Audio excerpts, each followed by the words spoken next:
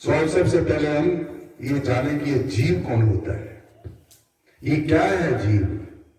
ईश्वर अंश जीव अविनाशी, चेतन अमल सहज सुख राशि, ऐसी जीव की परिभाषा बताई गई है।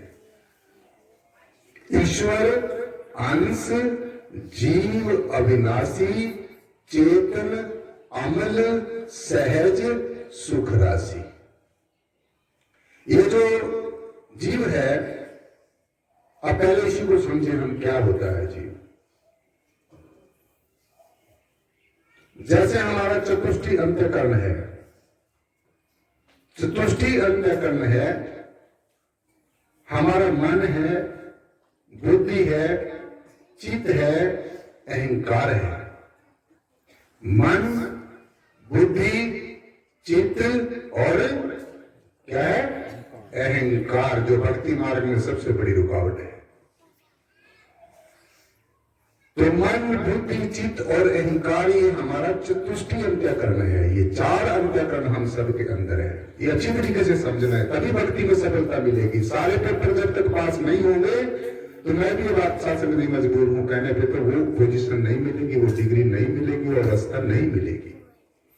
और अध्यात्म में ये सबसे ज्यादा जरूरी है ये समझना। ये वाणी गुरुजी की आप घर भी पढ़ सकते हो, अपने भजन यूट्यूब पे, फेसबुक पे, दुनिया भर की सेशन साइट्स हैं, उन पे सुन सकते हो, बड़े अच्छे से अच्छे भजन।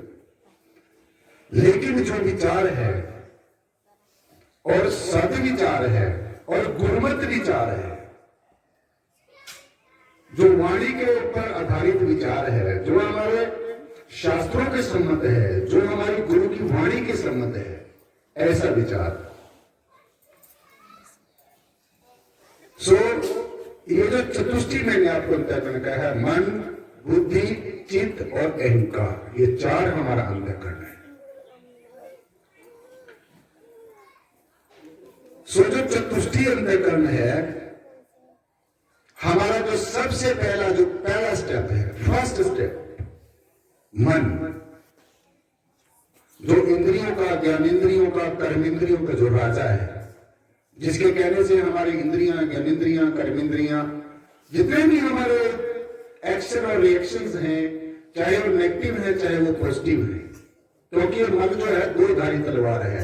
ये कभी नेगेटिव भी सोचता है और कभी पॉजिटिव भी सोचता है। कभी ये अच्छा सोचता है, कभी ये बुरा सोचता है। कभी इसका जो दृष्टिकोण है वो नकारात्मक हो जाता है और कभी सकारात्मक हो जाता है।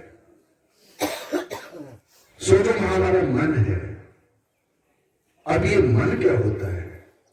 हम कह ही तो रहे ना, मन को मार लो, मन को जीत लो, मन को कर लो, ये कर लो, वो कर लो। लेकिन जब हमें पता ही नहीं है अभी हमारा मन होता क्या है, क्या वस्तु होती है, क्या चीज होती है, तो अभी ये मन की छोटी सी एक परिभाषा है। वैसे तो बहुत बड़ा विस्तार होता है मन का। मन हमारे पिंड में भी है और ब्रह्मांड में भी है। जो मन है चंचल और चलायमान है, हर समय जो बदलता रहता है, हर समय जो डिस्टर्ब करता रहता है। ये आत्मा नहीं हमें डिस्टर्ब करते, ये मन करता है। जितने भी हमारे ये जो जिसमें तंगदिली है, ये सारी मन की है, जो हमें बैठने नहीं देता, समझने नहीं देता। जब संतों का विचार होगा, परमेश्वर की चर्चा होगी, तो जीव ना उठ के भागना शुरू कर देगा, आहिस्ता आहिस्ता चलना शुरू कर देता है। तो कौन है ये हमारा मन है। और जितने भी, अब ध्यान से सुनिए ये बात, हमारी इच्छाएं हैं, जितने भी हमारे संसार की इच्छाएं हैं, मनोकामनाएं हैं, ऐषणाएं हैं, तृष्णाएं हैं, सुख है, भोग है, उपभोग है, वैभव है, ये सारे का सारा जो दायरा है, ये क्या है? ये मन है। समझे मेरी बात? आप कितना बड़ा मन का दायरा है, और ये पिंड में भी है और ब्रह्मांड में भी है। ये चहुर्मुखी इसको कहा गया है। जब आप परमेश्वर की बंदगी करने बैठते हैं, खुदा की इबादत करने बैठते हैं, तो ये मन आपको एकदम विचलित कर देता है, चारों दिशाओं में भाग जाता है, चारों दिशाओं में अपना फैलाव कर लेता है। जहां लग ये मन जाई भाई, तहां लग सोचो माया जाई। ये देखो कितना बड़ा मन का दायरा है। ये ना सोच रहे ना कि बस हम आ गए, मत्था टेक लिया, 10-20 रुपए गुरु जी के आगे चढ़ा दिया, हम मुक्त हो गए। इससे कुछ होने वाला नहीं है। ये तो एक हमारी परंपरा है।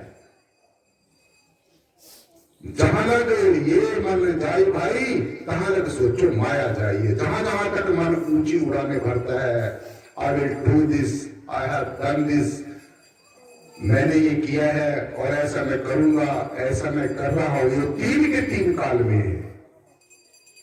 हमारे मास्टर जी बैठे हैं यहाँ पर, लेक्चर साहब बैठे हैं, उनको पता है कि ये जो है 3 जो काल है, आप ही सब भाई बहन जितने पढ़े लिखे हैं, 3 काल हैं, जो भूत काल है, जो वर्तमान काल है, जो भविष्य काल है, जो हमारा पास्ट है, जो प्रेजेंट है, जो फ्यूचर है। ये 3 के 3 काल जो है ये मन के अधीन है। प्लीज भाई, 3 के 3 काल मन के अधीन। ये क्या है? सारा जो आपने किया, जो आप कर रहे हैं, जो आप आगे की सोच रहे हैं, ये सारे का सारा क्या है? ये मन की उड़ान है। जितनी जितनी ये मन में अर्चनाएं हैं, तृष्णाएं हैं, इच्छाएं हैं, बोध है, बोध अपबोध है, रसास्वादन करने की जितनी इच्छाएं हैं, ये सब कुछ मन है। जहां लग ये मन जाए भाई, तहां लग सोचो माया जाए। तो इतना बड़ा माया का पसारा है, कितनी बड़ी ये प्रबल है, कितना विकट है, इसको कैसे हम लोग समझ सकते हैं, इसको कैसे पार जा सकते हैं? तो अगर हम ज्ञान की और विवेक की दृष्टि से अपने अंतर में जाके देखें, तो हमारे अंतर में कुछ भी नहीं है। परमेश्वर के प्रति कुछ नहीं है, सदगुरु के प्रति कुछ नहीं है। अगर जितना कुछ है, थोड़ी बहुत ही हम बंदगी करते हैं, इबादत करते हैं, उससे ज्यादा हम परमात्मा के आगे हाथ जोड़ के कटोरा उठा के सवेरे खड़े हो जाते हैं, हे सदगुरु मेरा ये कर दे, हे परमात्मा मेरा ये कर दे। तो जो हमारी की गई कमाई है, थोड़ी बहुत जो हम कुछ करते हैं, वो हमारी इच्छाएं और संसारिक इच्छाओं में पूरी हो जाती है, सारी इच्छाओं में पूरी हो जाती है, और हमारा जो बैलेंस वो होता है वो क्या हो जाता है? फिर 0 हो जाता है। हम फिर दुखी होना शुरू हो जाते हैं। हमारा जो सुकून है, हमारी जो हैप्पीनेस है, वो शासन जी ऐसे ही फिर खराब हो जाती है। तो ये मैंने बताया आपको मन का कितना बड़ा दायरा है, कितना बड़ा स्फीयर है मन का, कितना चहुमुखी चारों दिशाओं में फैला हुआ मन। ये इतना आसान नहीं है जितना हम लोग कह देते हैं, ये बहुत मुश्किल है। It's so much difficult and it requires a lot of efforts, lot of dedication, lot of meditation. बहुत मेडिटेशन करने की जरूरत है, ध्यान करने की जरूरत है, साधना करने की जरूरत है, आराधना करने की जरूरत है। ये बाहर के जो फैशन बनाए हुए हैं इंसान ने अपने आप को धार्मिक जताने के लिए, भगवान का भगत दिखाने के लिए, किसी काम के आने वाले नहीं है। वास्तविकता जो हमारे सदगुरुओं ने कहा, ये वैसी मार्ग पर प्रशस्त होंगे, उसी डगर पर प्रशस्त होंगे, तब हमारी जन्म जन्मांतरों की जो उलझी हुई है पहेली है, जन्म जन्मांतरों की जो उलझी हुई बुद्धि है, तब जाकर ये सुलझ सकती है। अदरवाइज हमारी जो जीवन की यात्रा है वहीं पर खड़ी रहेगी जहां से हमने शुरू की है। तो इसलिए अपने जीवन को सफल करने के लिए, इस मनुष्य जन्म को सार्थक सिद्ध करने के लिए, अपने जीवन के भगवत प्राप्ति के लक्ष्य को पूर्ण करने के लिए, अपने लक्ष्य तक पहुंचने के लिए, अपनी मंजिल मकसूदा तक पहुंचने के लिए हमें इसी तरीके से करना पड़ेगा जैसे हमारे संत महापुरुष बता रहे हैं। सो जितनी मैंने मन की जो बातें आपको बताई हैं, जो पहला हमारा अंतःकरण है, जो मनन करने का काम करता है, बुद्धि हमारा विचार करने का काम करती है, चित्त हमारा चिंतन करने का काम करता है, और सूक्ष्म रूप से जो अहम है, अहंकार है, ये सारे का सारा मलियामेट करने का काम करता है।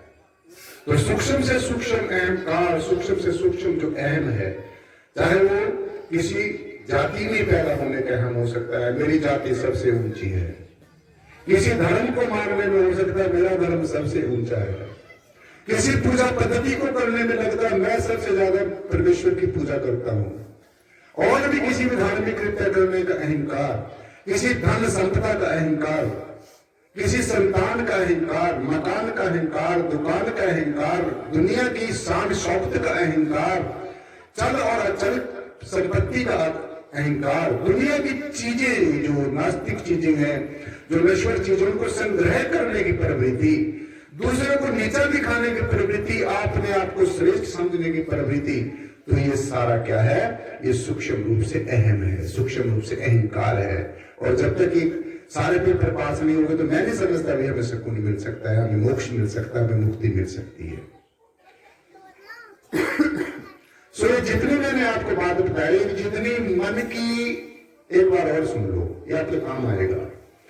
हमारे मन की जितनी भी इच्छाएं हैं, जितनी ऐशनाएं हैं, जितनी कामनाएं हैं, जितनी डिमांड्स हैं, खासकर लौकिक जगत की संसार की, दो जगत हमारे पास हैं। एक लौकिक जगत है और दूसरा अलौकिक जगत है। एक संसार है, दूसरा निराकार है। एक पैदा होने वाला है, दूसरा पैदा करने वाला है। एक प्रकृति है और दूसरा पुरुष है।